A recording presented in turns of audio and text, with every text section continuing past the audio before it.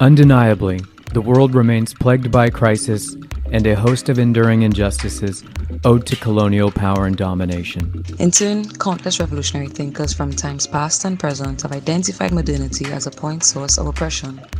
When taking stock of the violent ways in which modernity was and continues to be forged, the Caribbean has been ground zero. That is the crucible of modernity. As an intervention that centers the Caribbean, this season of Surviving Society will provide a window into several of the region's grassroots struggles for land, life, and liberation. On today's episode, we spoke with Tivia Collins, an assistant professor in the Women's, Gender, and Sexuality Studies Department at Wake Forest University. Tivia holds a PhD in interdisciplinary gender studies from the University of the West Indies and focuses on Black transnational and diasporic feminisms, post-colonial citizenship studies, and Caribbean feminist praxis. Her current research focuses on migrant women's lived experiences of borders and non-belonging. Tivia, earlier we were talking about, as well as discussing, a variety of different things related to borders, migration, and citizenship in the Caribbean.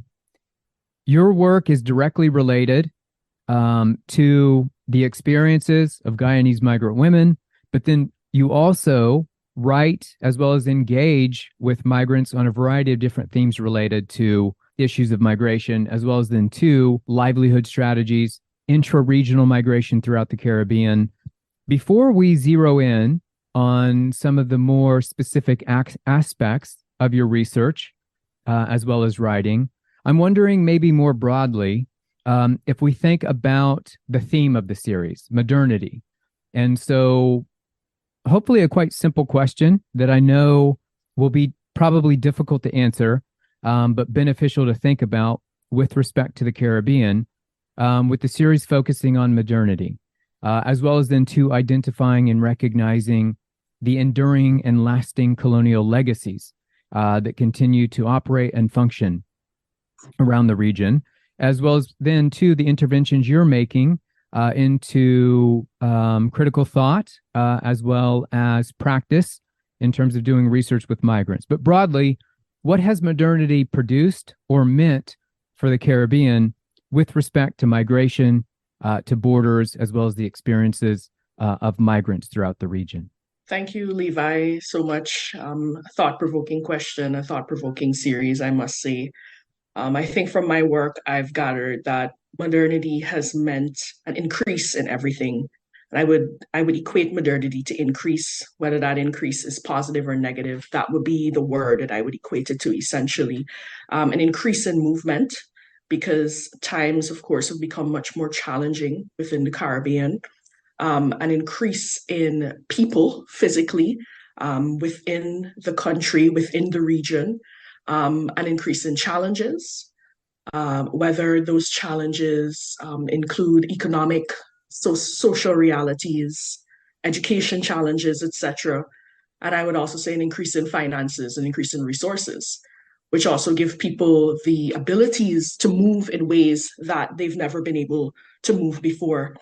And so I think as we reflect on modernity and the theme for this podcast, I do think that we're thinking about within the Caribbean the ways things have increased, both positively and negatively. And whenever we look at migrant women and their movement, we've seen an increase in women moving.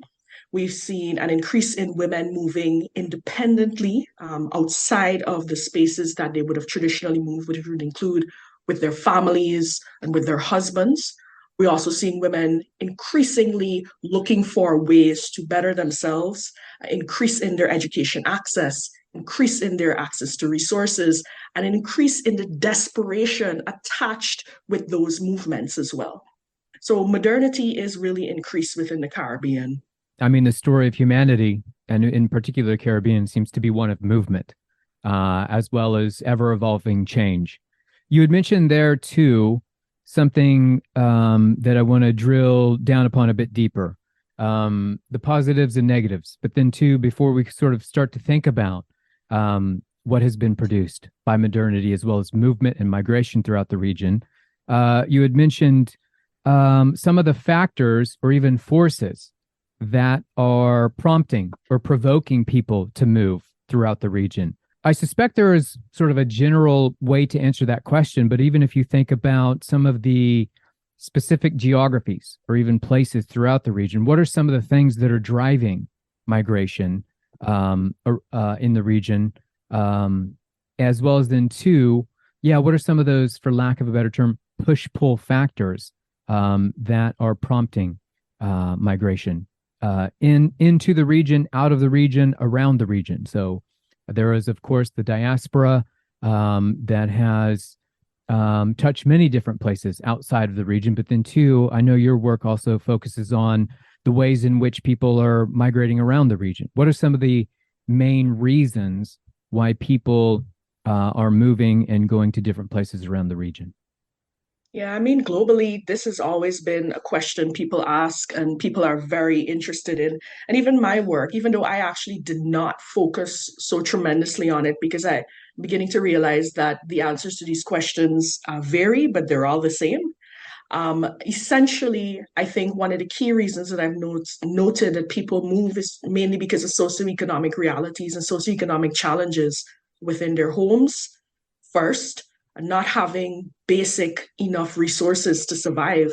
And I think the element of survival, as we survive society, as we survive our homes, right? It's about, are we able to meet our basic economic resources and our basic needs? And oftentimes the answer to that question when people have to make a decision about moving is no. And so, first and foremost, the socioeconomic realities within the homes, within the communities that people live, do they feel as if they're living a fulfilling life? Do they feel as if the money that they're making when they are working is good, right? Or can they make more? Is there more available? We're going back to the word increase? Are there places that they can move to experience an increase? And so I think that's one of the main reasons that people move. Obviously, as well, we know the legacy of colonization in the Caribbean has produced hostilities and war and destabilized places. And of course, we have also inherited political challenges and political systems rooted within colonial empire. And I think that is also a major reason why people move. If they do not feel that the environment they're living in is politically stable, people will pack up and they will leave a place. And we've seen this especially in Guyana within the history in the 1980s and so on, the 70s and 80s, when people have left tremendous ways to move to outside of the region, Canada and the US. And within the region, we've also moved a lot to Barbados and Trinidad and Tobago, for example, and Suriname as well. Third big reason within the Caribbean right now, especially given where we are placed and what we experience physically, is the environmental challenges. And this is something that cannot be erased from the life of the Caribbean person. We are seeing, again, increase in the exposure to hurricanes, increase in flooding, increase in low coastal plains being inundated with winds and water coming back from the ocean, and also challenges of earthquakes being increasingly more severe within the Caribbean. And so people's homes are actually just being uprooted and removed, and persons have to move. And I think the fourth big one is that this one is not often prioritized or spoken about, but I do think it is as important and is actually one of the reasons that I left Guyana in 2014, and it has to do with education, right? There are oftentimes not enough spaces and enough room for people to explore education and education opportunities with where they would have been birthed. So whether it is moving from a place like Guyana to going to Trinidad and Tobago to pursue upper education, or moving totally outside of the region to pursue an education area that is not available within the Caribbean. These are some of the reasons that people move, and they make these decisions, of course, not easily. It is tough, but I think it really does speak to what the Caribbean is. It is also a place that has always been a space of movement, and I think that continues within this space that we are living in right now. Tivia, you're touching upon a variety of different dimensions that are significant, seemingly, I mean, not even seemingly, but just historically, but also in the contemporary moment. So some of the reasons that you're looking at or identifying with respect to migration in the region, livelihood strategies, trying to make a go of it under colonial capitalism or racial capitalism or patriarchal capitalism. Unfortunately, all of those adjectives are appropriate as a way to describe the contemporary definitely. economy. You're looking at also two different people being concerned with how do they socially reproduce themselves and their families, just with respect to access to the things they need for material well-being. You've also identified education, right? So it's sort of this seemingly natural impulse that humans have to learn, to grow, to expand, to be lifelong learners, these sorts of things. And then, of course, something that is increasingly, by an order of magnitude, becoming a concern, as well as always has been to some degree, to a high degree in the region, the environmental impact, as well as the exacerbating ways in which livelihoods are being disrupted based upon climate breakdown, climate risk, the onset of quote unquote natural disasters, which many have identified as not being so natural as well as not natural at all, these sorts of things. Right. In terms of migration throughout the region, as well as your work, you've very much placed under the microscope and cast light on matters of belonging, matters of home, the way in which belonging is experienced, as well as sometimes as significant as well as has been maybe not experienced, as well as then to this issue of home. So I'm wondering, maybe drawing upon some of your research and experiences, what is the significance of home, of belonging, as well as being able to make a go of it, for lack of a better way of putting it, in the region? I think that's the perfect way to put it. We're really all just trying to make a go at it every single day of our lives. And I think, well, first of all, to give some context, of course, my PhD work, I looked at the lived experiences of 65 Guyanese migrant women living within Trinidad and Tobago. And this is important because, well, Guyana has a history of being a nation with a high degree of migration per capita. Oftentimes, it's called up to December. Forbes magazine again named Guyana the highest, having the highest rate of migration per capita. And this is something that has constantly been a part of our history, and it continues to be a part of our present day realities. And mainly within intra-regional migration in the Caribbean, of course, in this context, I'm speaking about the English speaking Caribbean, who have very formalized passages and agreements when it comes to migration and movement. We have a system called CARICOM, which is the regional body that monitors movement within Anglophone speaking Caribbean countries and others that are part of that body. And within that space, oftentimes, intra-regional migration does not get the time that I think it deserves in terms of scholarship and research. And even when it is done, we've oftentimes not focused specifically on the people themselves who are moving, but do an analysis at oftentimes the structural level, the political level. And so what I really wanted to do for my work was to focus on who is moving, why they're moving, and what are the conditions that they're moving within, and how are they challenging these conditions every single day. And of course, this was motivated by my own experiences as a Guyanese living in Trinidad and having both positive and negative experiences and wanting to find the stories from those who are already here and already experiencing this. But I think that what I found, which was very important, was that every single person was looking to belong somewhere, was looking for a place that they called their own, even though they knew they were migrants, even though they knew that Trinidad and Tobago was not necessarily their country, their place, the place that they felt that they would have belonged. Most of them are economic migrants that I spoke to. They moved either for education or for work, but they still looked for a place to belong.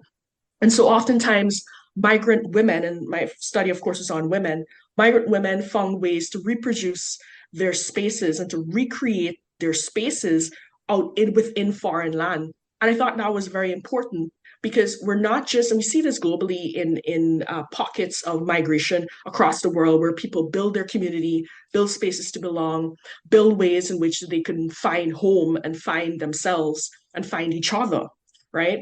But I think that belonging in and of itself is a very complex topic. It is very, there are a lot of complexities in terms of how we assess where people feel like they can belong and how they do that. And so, whether they're negotiating stereotypes, which is a big thing that we see every single day, turn on the news, we hear stereotypes about migrants, etc. These women experience that as well. So whether they were dealing with stereotypes every day from co-workers, comments about how they spoke, their accent, the way they pronounced words, or they were navigating this within market spaces, or when they went to do everyday mundane tasks, like go to the barbershop to cut their hair, or these kinds of things, right? I found that there wasn't one way or one specific way that migrant women felt that they belonged. They actually had to intentionally carve out places to experience this. So if it meant joining a community that already existed, like the Ghana Student Association in Trinidad, or other community groups that were formed by Guyanese, or it even meant going up to Trinidadian people who, said hurtful things and kind of challenging it, right? And in different ways, because it varies upon the race, the class, the ethnicity, how people are able to move and these kinds of things. And then importantly, when it comes to home, and this was a part of the research that I did not predict would be such an impactful part of it, simply because I always assumed home was kind of okay, well, Guyana is home and everywhere else is other, but it wasn't that at all. It was home being created every single day of their lives, whether it's the food that you cook, the Guyanese food that you cook in your homes, you inviting friends over and families over, you recreating memories from the past, or even remembering coming back to Guyana. And even though for many women, this was a very painful process, returning to home and not finding the things that they remember, they kind of realized that home was in their memory. Home was in the smells that they remember from their childhood, or the feelings that they got when they looked at children playing Salout, which is a Guyanese game, on the streets, or jumping on a donkey cart, which is a mode of transportation in country areas within Guyana, to kind of just go up the road and say hi to your auntie or your grandma, and it's not actually your auntie or grandma, it's just village people, right? And so I think my research unearthed and contributed to already existing migration scholarship by feminists within the Caribbean on the ways in which migrant women find agency and migrant women enact their agency every single day and intentionally create spaces to belong and intentionally create home regardless of the realities that are around them and regardless of the space that they're currently living in. Okay, about migration in the Caribbean is like so interesting, especially when juxtaposed with talking about it, let's say in like the US or in the UK, where they have like Brexit and build the wall and all of these discussions. Because I guess the Caribbean is kind of seen as like this multicultural, one love melting pot. But I want to know in your research, how has, that sense or that idea, if it even ever existed for you, how has that been made complex or made simpler in your research and your work and your personal experience? That is an excellent question. Thank you so much. I remember one time I was at a conference and I was presenting preliminary research, and a person working within a university in the US came up to me and said they didn't realize that this was happening in the Caribbean, that these challenges existed, because the Caribbean is a place where they would come with their family to relax and everybody's so happy and it's just like great, and it's where people go to release. And I said, just like I actually, I mean, I have to admit, I did say something very snarky, like, oh, that's interesting because I go to the US to vacation and I totally understand, right? But essentially the perception out there that this is a monolith space is dangerous. And it has always been positioned that way, especially because of the harmfulness of colonization and how the region was situated in during that period. And we have now that legacy that continues where the region is seen as a feel-good, amazing space, while we engage in struggle, we engage in resistance, and we are trying to survive. So we are surviving society within the Caribbean, right? And so my research actually never started from the place of the Caribbean being a feel-good space. I actually started from the place of pre-colonization and what this region actually looked like, because there is also not enough research focused on what movement looked like before the colonizers came. And so I actually started there in terms of how Indigenous populations moved across the Caribbean, especially to trade and well, essentially to trade and to find new places to live, right? And then colonization happened, disrupted the life of the people who existed here before. Of course, we know the history of mass genocide, etc. And what it started was essentially the life that we know now, which is a movement that is rooted in violence, movement that is rooted in desperation, and movement that is rooted, again, in increase of needing access to resources or looking for better opportunities. And I think my work highlighted that mainly because the reason that CARICOM and the intra-regional bodies established it formally was because movement was happening, it was not regulated, and there were many, many challenges.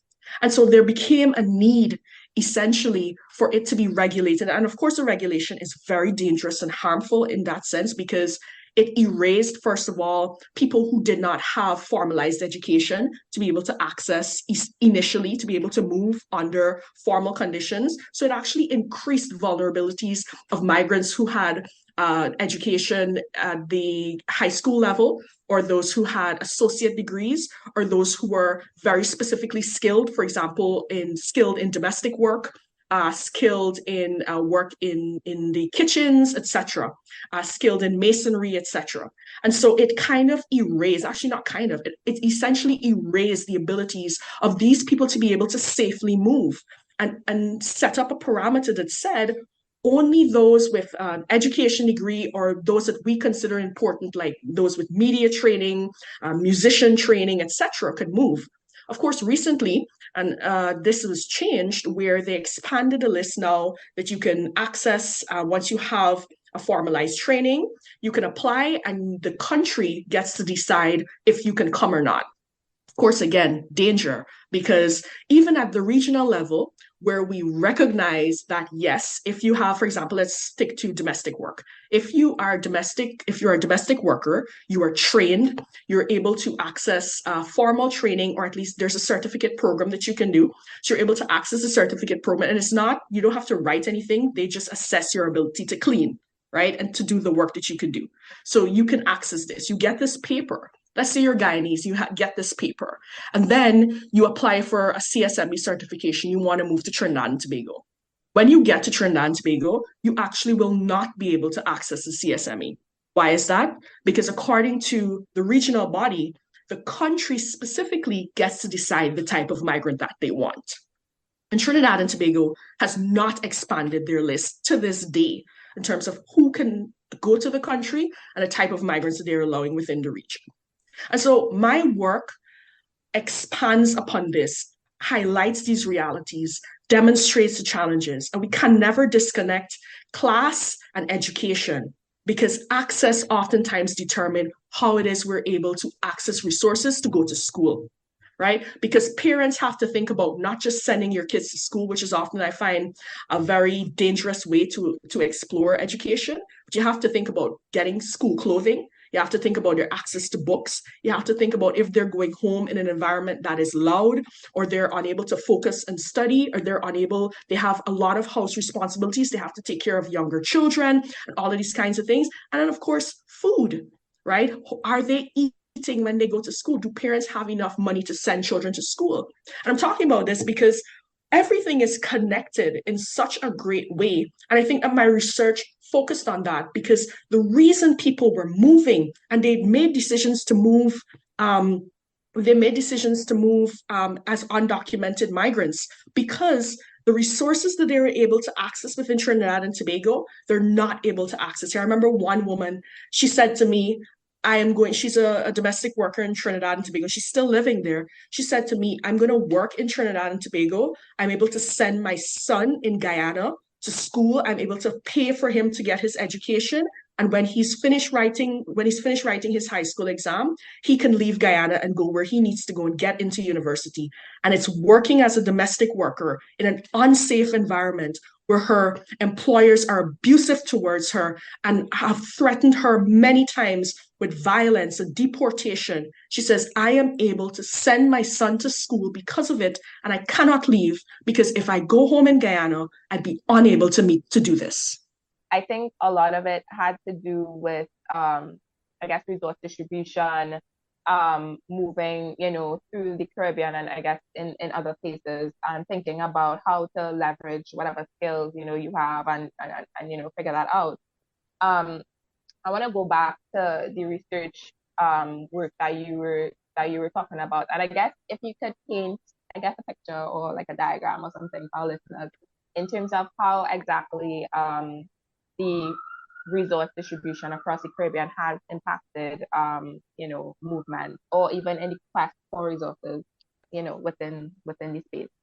This is something that I have been thinking about, and it's something. So it's very in progress. So I don't want it to be seen at all as perfect or finite in any way. This really is just something that I have been thinking about, and so I'm going to really share my thoughts on this. And we're always going to have to go back to this. Colonial legacy has established countries within the Caribbean that have been able to access more resources than others. And it had to do with, of course, the types of I would say, labor that was placed on these countries, as well as the types of crops, for lack of a better expansive understanding of it, that were grown in the spaces, and how these nations at the time, these territories were seen as beneficial to the various colonial superpowers in terms of what resources they think they could have extracted, how they could have extracted it, and how quickly they could have moved on to something else. I think in the struggle for independence within the Caribbean, there became a desperation, and we could go back to the word increase, an increase in the need for resources to be able to survive by yourself and to be able to survive without having to depend on someone else. And in that regard, for example, some of the wealthiest nations within the Caribbean, I would always say Trinidad and Tobago, simply because we've seen the resources poured into the country in terms of migrant populations moving. And then, of course, Trinidad was able to explore and extract oil from its waters very, very early. And this has been really that moment actually is saw from Trinidad and Tobago an increase in resources and therefore an increase in migrants pouring into that country. We also saw this, for example, and it's always where we need labor the most. That's where people move, to where labor is needed. So think back again to the Panama Canal and when it was being built, right? There was a need for laborers, and laborers moved from Guyana, Trinidad, Barbados, St. Vincent, Grenada, poured to the Panama Canal to work there. Then Trinidad and Tobago found oil. Nations poured to Trinidad and Tobago to work in the oil producing economy, as well as, of course, all the other sectors that follow that need people. We also saw this boom happen in Barbados. Oftentimes people forget Barbados has had several booms that have saw an increase in migrants. For example, the construction industry had a huge boom in Barbados and saw migrants pouring to the nation as well. And currently, we're talking about modernity, Guyana is in the exact same position. We have recently found oil, whether good or bad, it depends on who you speak to. But we are now experiencing an influx of migrants coming to our country. We're seeing the as they call them, the oil experts. We have a lot of Trinidadians within the country because we do know that Trinidad's oil production is drying up, and they're now pouring into Guyana. Here we see a lot of Venezuelan migrants, Haitian migrants coming to the country, Surinamese and Brazilian migrants here, as well as migrants from other parts of the Caribbean, and of course, the US and Canada and these places as well, coming to either work in the oil sector or to work in the other subsidiaries of production that comes from that.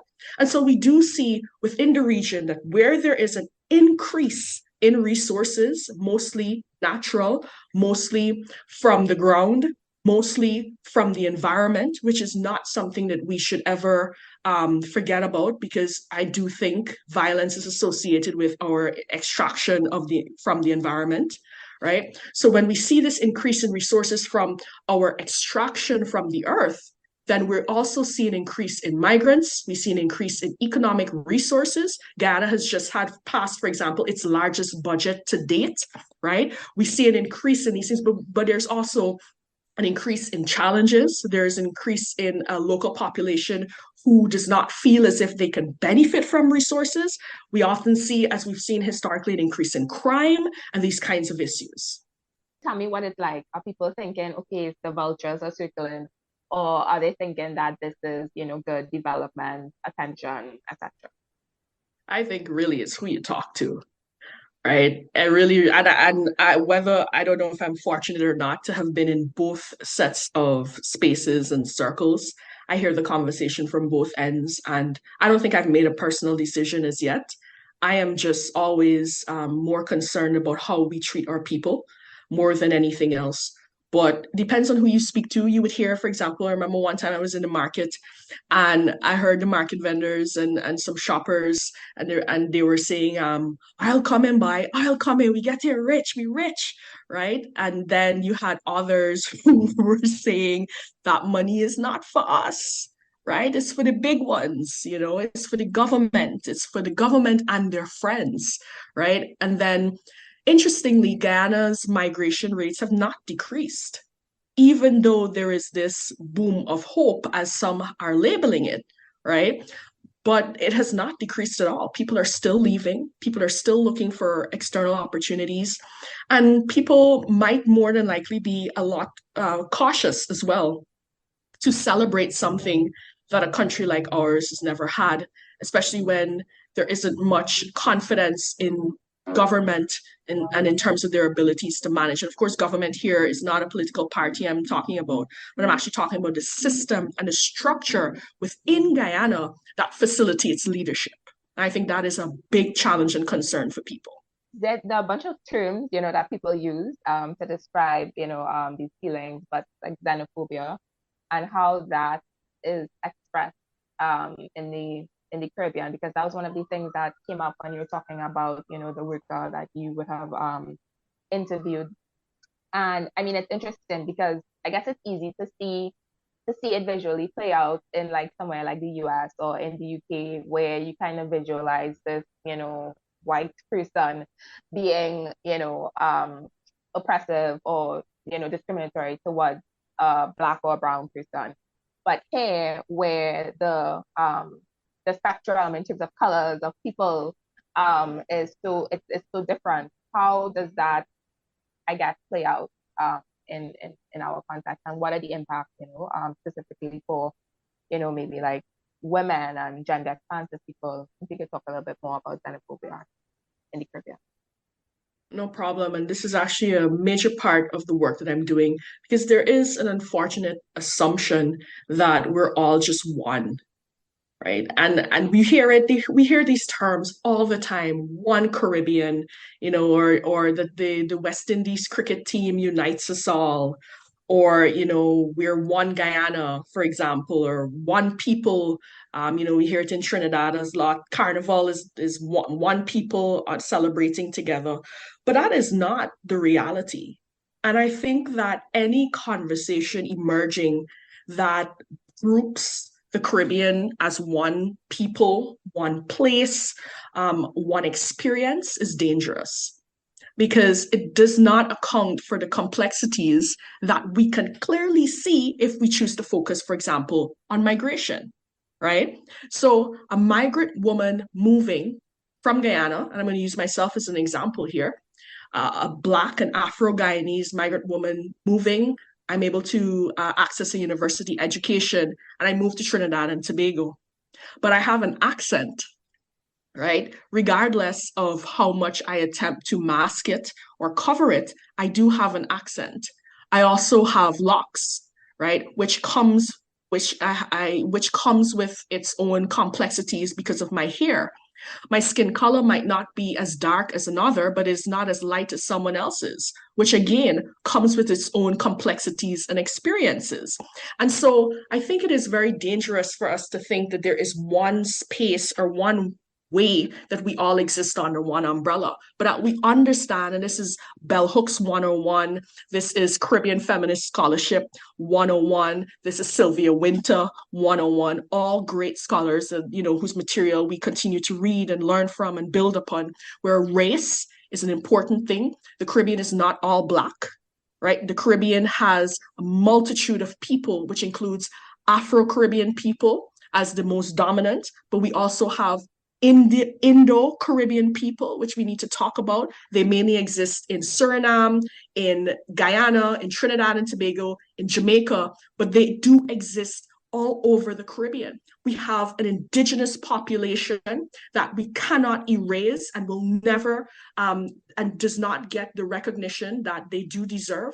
And these mainly exist in the English-speaking Caribbean, in places like Trinidad and Tobago, in Grenada, in St. Vincent and the Grenadines, and the largest population exists within Guyana, actually, right? And then we do have, and there are many other nicknames for these types of populations that exist across the region, but we do have a legacy of people whose heritage is from Europe, right? So we do have a strong Portuguese heritage within Guyana, for example.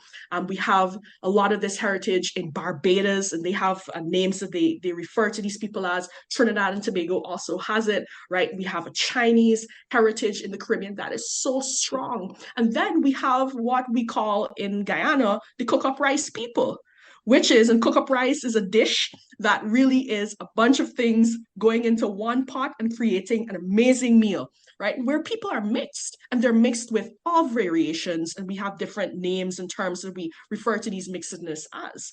And I think that to erase race, then we have class, right? I said I was able to access an education, so I could move within the confines of intra-regional migration, but the domestic worker that I referenced earlier did not have an education at all. So she actually just went to Trinidad and overstayed her visa, right? And then it has, and class is also very much intimately mixed with education, because in the Caribbean, that's how you get your class. So I was not raised in a middle class or an upper class environment. I actually was raised in a very poor village called Plaisance, but my education access has given me the resources to change class essentially, right? And so all of these, and it's also geographic location. I spoke about where I live.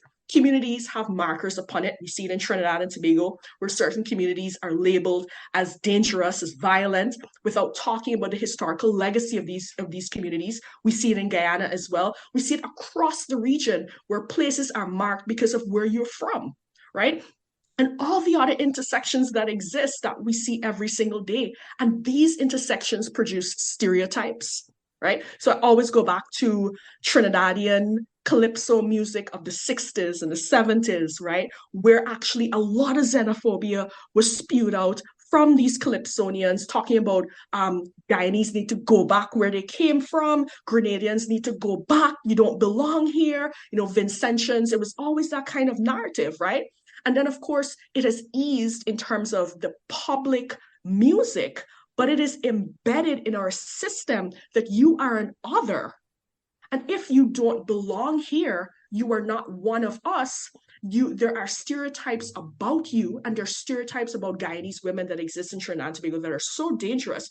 For example, sexual stereotypes about working the divine, the obia, as we call it, the witchcraft, right, to trap men, or to use it to access resources, or the way that we pronounce words, how it is derogatory, right, in a sense. Or stereotypes about Haitians across the region and the use of voodoo, right? Or stereotypes about Venezuelan women, for example, and the ways that they are using their bodies. It is assumed that they use their bodies to trap men in order to access resources.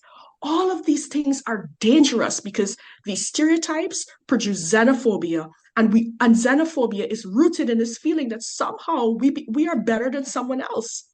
And it's funny, if I could just mention this really quickly, it's really funny to me because right now in Guyana, it's an excellent example of this. We have a history of oftentimes being ridiculed, experiencing xenophobia, regardless of where we move. Whether it's in the Caribbean, we have, for example, the Guyanese bench that people used to joke about, but it was a real thing in Barbados that I actually sat on and experienced, and it was very scary, right? Or the way that we are targeted if we travel to the US and to Canada or these other places. But right now in Guyana, and I don't do social media often, but when I do, and there's stories about Venezuelan women being picked up for any issue or an issue with anything at all related to migration, you see the same set of xenophobia in the comments section, where why don't Guyanese people who have moved and benefited from migration saying, why don't you go back to where you came from? We see it about Haitians, we see it about Venezuelans. And it's not just other people based on nationality. It is raced and it is very much classed. And this is how stereotypes and xenophobia start. This is how they are grown. And this is how we end up perpetuating very dangerous cultures across the region. Thank you for that, Tivia. Very much casting critical light on a variety of different intersectional as well as institutionalized ways in which oppression and discrimination are operating throughout the region. I'm wondering why you mentioned that. You've also certainly flagged the ways in which race, class, ethnicity, sexuality, gender operate and function much differently in the Caribbean than somewhere else that may get more attention, like the United States, in terms of racial tension and even the function of race, as well as into mentioning the degree to which a variety of different migrant constituencies are experiencing discrimination, stigma, as well as xenophobia in a variety of different contexts. You very much ruptured the typical way in which the Caribbean is marketed as a one love, unspoilt paradise for tourists to enjoy, these sorts of things, which is important and necessary. I'm wondering, conversely, on the other side of that, to go back to the experiences of the migrants that you talk to, whilst they're contending with the machinations of a state to some degree that seemingly is being very oppressive with respect to the way that they're being disciplined, the lack of resources that they're experiencing, to kind of take it back down to the ground level. And I know your work touches upon this.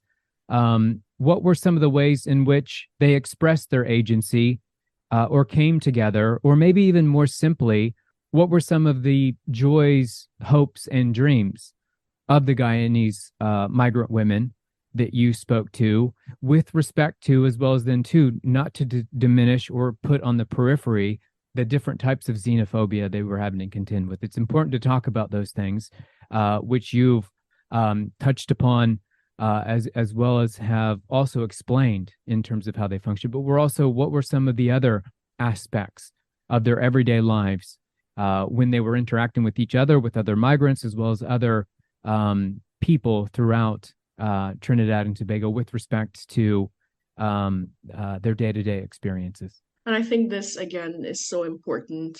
I started as well by talking about the dangers of a monolith story about the Caribbean. And I think that this is why I had to discuss joy as a major part of my research. Joy and love and humanity. And these were major themes that the women experience every single day. I want to touch on that, but I also just want to talk about just before some of the ways that I actually found interesting that the women navigated bureaucracy, or that they navigated interactions with state officials like the police, right?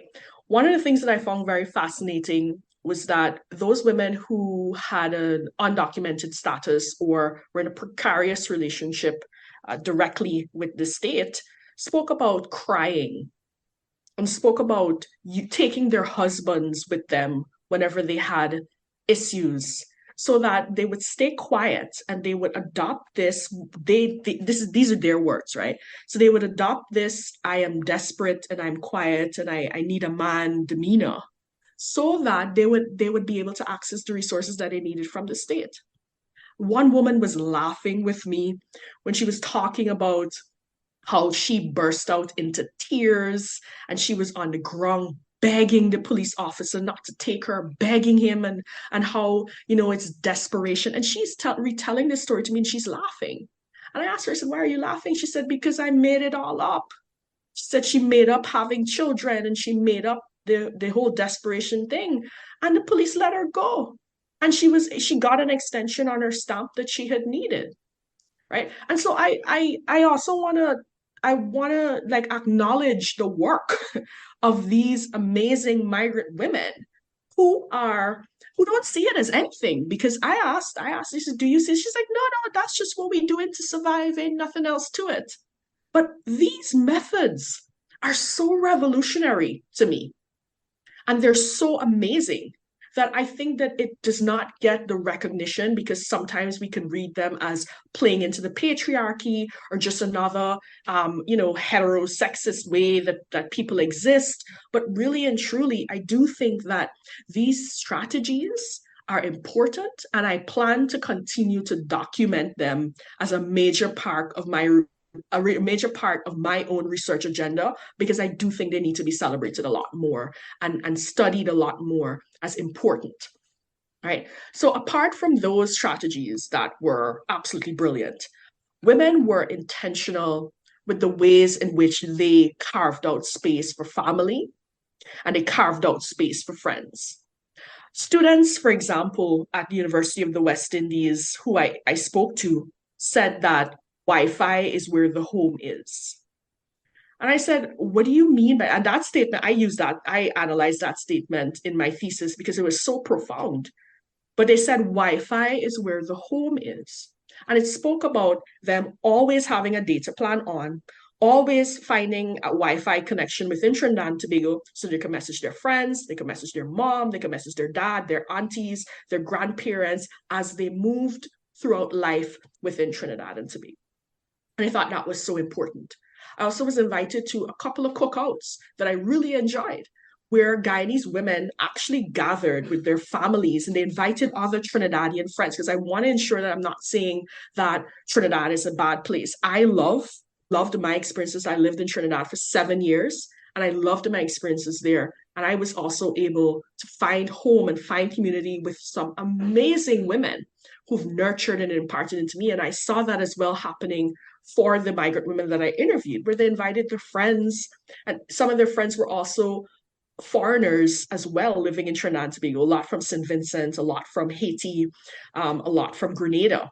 And they would cook food and talk about old time stories, talk about the news, talk about the next time, the next thing that they want to do together, if it's buying a piece of land or investing in a carpet. I remember there was a whole conversation about the color of the carpet that they should buy for the woman's house, when we were in the living room looking at her furniture and her wall color. And it was such a grounding experience, because these are the ways that women really experience joy. And of course, carnival is a big thing. People love that. People love the beach, right? And all these other places where they felt as if they're at peace, or they feel as if they could just be calm in a moment, relax, forget about life's challenges, and just be happy in a space. And I think that is very important, because migrants are not just screaming and living painful lives. As I said, it's not a monolith experience. People are also finding joy in moments of crisis. They're finding peace and they're finding love, and they're building intentional communities in order to survive and to thrive, I would even say. Tivia, this very much tugs at the heartstrings when you start to talk about the humanity of different migrants, as well as the ways in which they're breathing life into connectedness, as well as in the contemporary moment, the significance that data and a cell phone has with respect to staying connected to home, as well as communicating on birthdays, sharing recipes, these sorts of things. You've also provided a wonderful and illuminating overview of the political institutions as well as sort of structure of the system with respect to migration in the Caribbean, but also at once also detailed to us in a quite vibrant as well as human manner the way in which political agency, resistance, and acts of contestation continue to define and operate throughout the region. In thinking about all of those different things, as well as then too, recognizing that the Caribbean very much continues to wrestle with the extractive violence that defined colonialism, also in the contemporary moment with respect to fossil fuel extraction, carbon release, as well as the Caribbean being on the front lines of climate breakdown, these sorts of things. But also then too, talking about the ways in which it continues to be defined by movement in a kinetic as well as very diverse way. So I'm wondering, in thinking about all of these things, as well as then too in outlining the different experiences that a heterogeneous constituency of migrants, things they're experiencing throughout the region, what would make things better in terms of if you could be in charge of some sort of intervention or some sort of initiative with respect to saying, we're going to make the Caribbean a better, more welcoming place for migrants? What would be some of the initiatives that you would roll out, for lack of a better way of putting it? I get so tired sometimes of a reimagination, but I know it's important work. I just had to say that. It's important work. We have to reimagine, but it's just so exhausting because I often wonder, is the labor happening and it will never happen? Or is there actually a possibility of this? Regardless of the percent of me left that agrees that there is a possibility, we continue to reimagine. I will partake in that reimagination. And the first thing, and this is based upon my own findings of my research, first thing I would call for if I was in charge is a restructuring of the requirements for movement within the Caribbean. I think that's the first and most important thing, because currently as it exists, there are so many skilled migrants who are ultimately not allowed to move freely because they do not have a first degree, a first undergraduate degree, for example, right? Or because they do not have a specific technical skill that the region has considered viable and important and necessary. And so I would abandon that structure that currently exists that ultimately excludes people. And I would create a much more open way of moving within the region that takes into account not only the needs of the country people are moving to, but the needs of the people. Because if I can move to a place and find a job, then there's a need. And for me, it's that simple, right? So it's not a matter of, these narratives exist. And I've heard these narratives, especially in Trinidad and Tobago's parliament, where it is a matter of migrants coming in to take Trinidadian jobs, for example, right? But this notion that is happening is ultimately not true, because if a migrant can move to a place, find a job, then there is a need. So I think that would be the first thing I do. I've often been wondering about how it is we can end cultural stereotypes and what are ways that we can disrupt people's feelings about an other, right? As an other, as an often dangerous being. It's often very abstract, even though we can put an other onto a person's physical being. It's often a very abstract notion of somebody who is taking something that ultimately belongs to you. And so the person is seen as a threat. Therefore, we need to exclude, harm, and remove you before you harm us. I don't know if I have an answer to how xenophobia as a notion and as a feeling and as an experience can be ended, but I knew that I wouldn't engage and invest in severe and extreme education rollouts that kind of decenter the nationalist ideas that we have about how it is we can build a better world, and center the importance of regional and global alliances and community building in order to do that. I would want to include Indigenous practices and center Indigenous women in those approaches who I think have mastered this, but have often been forced to not use it because it isn't seen as productive through the capitalist system that we live in. And so I would attempt to include that, to work with communities that exist in small ways first. Because Guyana, there's a saying that says, one dotty build dam, which simply means one step, one stone, one move, one way. Eventually we build a bridge. Just takes one slab of concrete or wood or anything that you're using to build that bridge, one step at a time. So I would use the principle of one dotty build dam and attempt to change the system that we currently exist in through community building, through collaborative work, and through seeing the human in each other.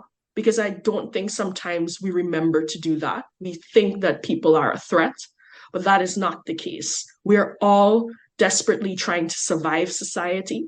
We're all desperately trying to increase our abilities to live better lives. And if we understand each other through that way, I think that we can create a better region and a better world. Tivia, you have my vote for prime minister. Not that prime ministers should exist. Agreed.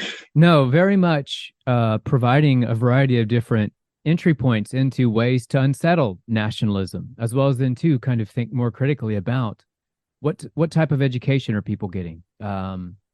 Is it political education and leading to critical consciousness, as well as then to thinking about the function of borders, as well as then to what types of market forces and logics or is the economy founded on, as well as into what are the priorities of state officials who are running things. Mentioning a variety of different things, like you said, that seemingly could put the Caribbean on a track to being a one love region, those sorts of things. As well as into, I think, very much pointing out some of the seemingly intractable, ongoing and enduring legacies of colonialism, not only with respect to political institutions, but also even respectability politics, with the way that race, class, gender, sexuality continue to operate and have differential impact for people from different countries, as well as different identities, these sorts of things. So very much capturing the nuances and intricacies that exist with respect to borders, migration, as well as even life in the Caribbean. Also, I liked your point about the degree to which the work of reimagining is also proper work. It's labor. Because I also can't help and think, too, when you talk about livelihood strategies, one of Adaeze, Guyanese activist, very much focused on material well-being, but then also, too, this important and necessary work, and noting that it is work of reimagining and thinking about Suzanne César, who in so many ways was advancing a politics of anti-colonial surrealism and sort of saying we need to move past the types of worldviews that were imposed upon us by colonizers, which are very provincial, very insular, not to mention oppressive and violent, these sorts of things. So very much pointing to potential pathways in the Caribbean to become what I quite like the Zapatistas would refer to as a world where many worlds fit, a Caribbean where many Caribbeans fit. Seems like is very much what you have some ideas about how to build and create. I love that. I love that. It's a very, it's a wonderful rebel and revolutionary poetics that I also think is shared by a variety of different revolutionary Caribbean thinkers, the Césars, Frantz Fanon, Claudia Jones, Walter Rodney, and Adaeze. I mean, there is no shortage of thinkers and revolutionary agents of change that we can point to in the Caribbean. One thing, Tivia, I was also curious about, your work very much focuses on race, borders, migration, citizenship. Those are major themes in a variety of different contexts globally, all throughout universities, as well as research agendas. Oftentimes, regrettably, the universal approach, or even sort of the foundational literature or knowledge that one is pointed to with respect to understanding borders, as well as race and things like migration, oftentimes the canon sort of the academic canon is very much oriented towards European thought, or even kind of what's going on in North America. And so I'm wondering, with respect to something you mentioned earlier, talking about Caribbean feminisms, as well as migration throughout the region, what are the merits of and importance of engaging with Caribbean feminisms, as well as then too, and I am on board with this, so I'm not questioning this to the degree that it's an interrogation, and there's no doubt in my mind that this is important, but I do have a question. Why should scholars, if not activists, who are concerned with what is produced at the nexus of borders, state power, as well as then to the plights that varying migrants are facing all throughout the world, what is beneficial about looking at migration in the Caribbean, and what are some of the ideas and some of the work in the region that you think is important to look to? I think we need to decentralize knowledge production, first of all. And decentralization comes with a reality and an understanding that one way of knowing knowledge cannot be the full way of knowing knowledge. And so I think that we look at the fields of migration, fields of citizenship, and of course, I must say that there are feminist scholars who've been doing this work, Caribbean feminist scholars who've been doing this work before me. I follow their work and I contribute and add to the field and the scholarship. But I do think that at this point in life, if you're not looking to the Caribbean to understand movement and migration, then you do not have a holistic approach of how movement happens. Because the region not only is a region of migration from its inception, right, to present day, it is also a space where a lot of the complexities of migration has been worked out and is continuing to be worked out, whether you're looking at people like Edward Braffett, who's a Caribbean scholar who is really focused on the West Indian sensibilities of movement. We're looking at people like Kamala Kempadu, who've explored movement within sexuality studies in very specific ways. We're looking at work like Alyssa Trotz, right, who's focused on borders and citizenship outside of the Caribbean and within the region, right? These are many of the scholars, I think, whose work allow us to visualize and re-understand why it is migration becomes central to the Caribbean experience and how it is the Caribbean experience is useful to understanding global migration trends and migration movement. We're a key player. We're a huge player. We're also a place where movement has been a part of our life, I think, from the moment we're born. And I've asked this in almost every class that I've ever taught to students. Have you ever migrated, or a mommy, a daddy, a auntie, a uncle? Have you received remittances? Have you experienced? And the answer is always yes. I am yet to meet a Caribbean person who has said, no, I don't know anybody who's migrated. I don't have an auntie who live in the Bahamas working as a teacher. I don't have a cousin doing the metro work in New York. I don't have a friend who is actually a doctor at universities in the US, right? It is our lived reality.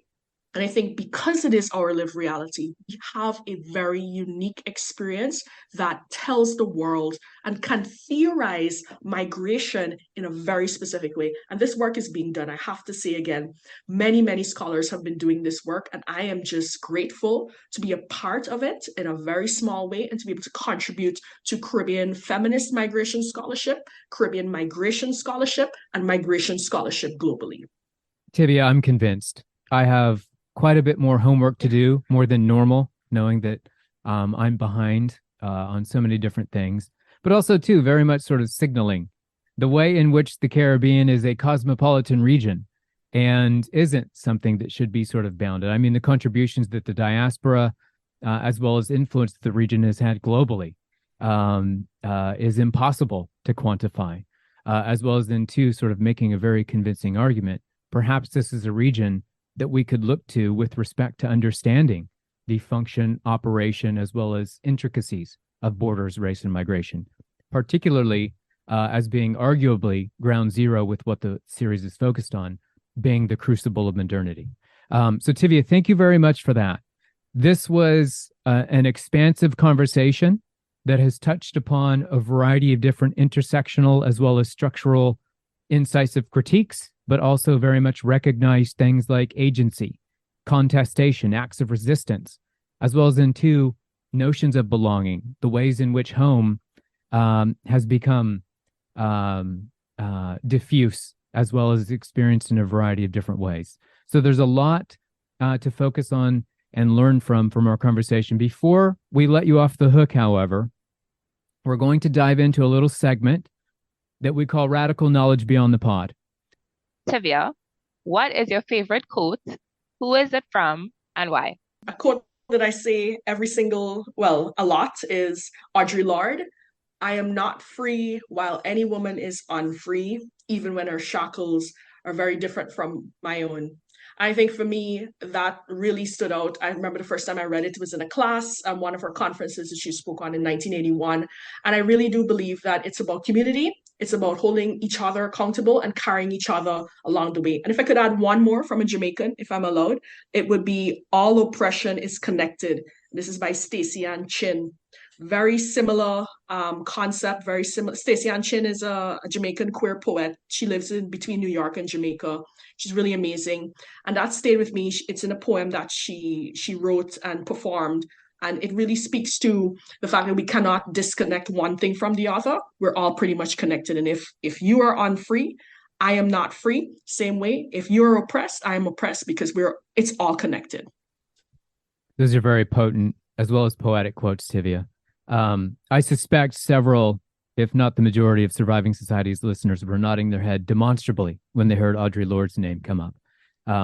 A force to be reckoned with. I also appreciate the degree to which you've transgressed boundaries yourself by sneaking in two quotes when you were supposed to ask for one, which is perfectly allowed. So we're going to go to question number 2. What social movement should listeners become familiar with, and why? 2 that I'm a part of. They're actually 2 young feminist organizations that are, I would say, young and very new, formed within the last 5 years. I'm a part of both of them. It's Feminite, which is an organization in Trinidad and Tobago.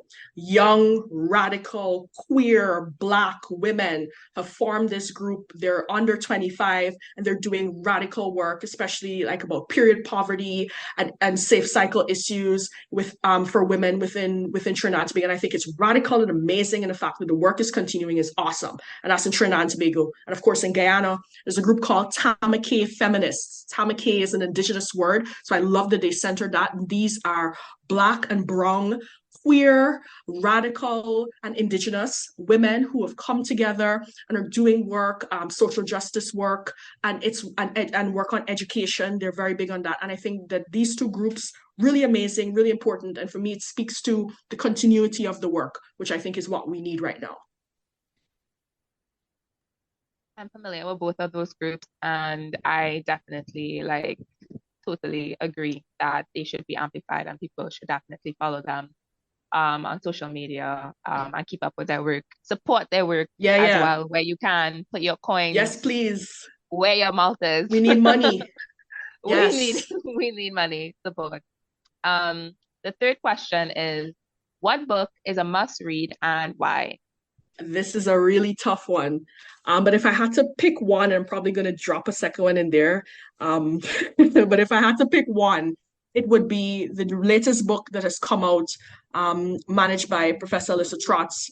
The book is by Adaeze, and it is called The Point is to Change the World. It's very new. I think it came out in 2020.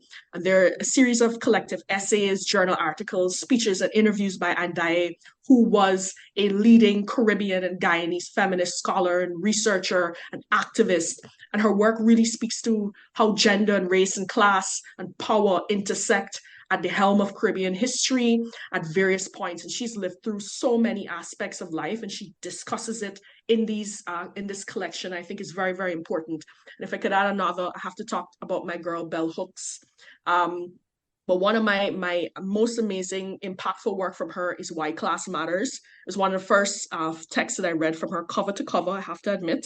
And it really touched me because it was her personal writings about from being a working class person to teaching in academia and the challenges that she faced and the importance of connecting and having an intersectional approach to knowledge. And I think this is, again, very important. And I believe in intersectionality. I believe we have to talk about class issues and race issues together, not as separate. And Bell Hooks' work really amplifies that. Excellent recommendations, Tivia.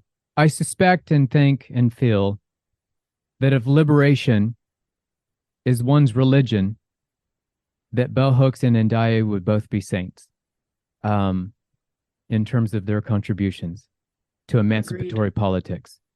We're going to move on here from books to films. Tivia, what film is a must-see and why? I must admit I'm not a film connoisseur, but I do remember one film, the last film, I think, that made me cry so much, and I watched it again and cried again. So I'm going to recommend it. It's called Beasts of the Southern Wild. It's in 2012, and it's a young girl's mission, her journey, I would say, to help find a cure and help because of health complications from her father and environmental challenges that had existed. And a lot of the themes for me spoke about experiences within the Caribbean. It's very, very similar in the world today in terms of how we deal with issues of race, geographical location, class, and youth, right, and age. And it's also very fantastical and it's beautiful cinematography. And I don't know if listeners have watched it, but I would recommend it. It's a really brilliant film, Beasts of the Southern Wild. What song or musician is a must listen and why? I am a soca music fanatic, and especially in this season of Carnival in Trinidad and Tobago, which I am missing for the first time in a long time. And also there's Mashramani in Guyana, which is our Carnival, and it's the 23rd of February, so I'm very excited about that. So on that notion, right now I'm just playing soca, so I would encourage my listeners to go and listen to some soca music, pick a genre. Right now, my favorite artist is Voice. I love his music. So yeah, I love Voice right now. So listen to him. Alison Hines has out some new tracks as well from Barbados. And an artist or a group specifically, I would recommend Freetown Collective from Trinidad and Tobago. I think a lot of their work has to do with modern takes on political issues. And I really do value the approach that they take as Caribbean artists and as artists from Trinidad and Tobago with a global sound. So Freetown Collective, I would recommend, and soca music, just play it on loud. And if I could say, soca music is one of the few genres in the world that's just happy music. It's rare and it's important. So if you need some joy in your life, go put on some soca. There's the one love Caribbean we're all looking for. Dive into some soca and you'll feel it.